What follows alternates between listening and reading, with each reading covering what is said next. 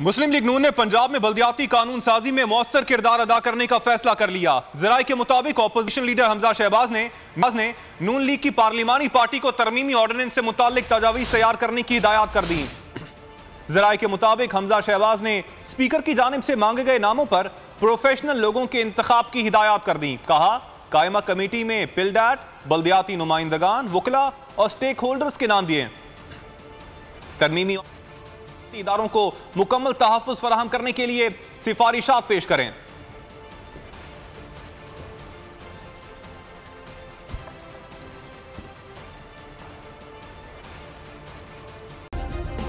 Subscribe करें और bell दबाएं ताकि कोई खबर रह न जाए।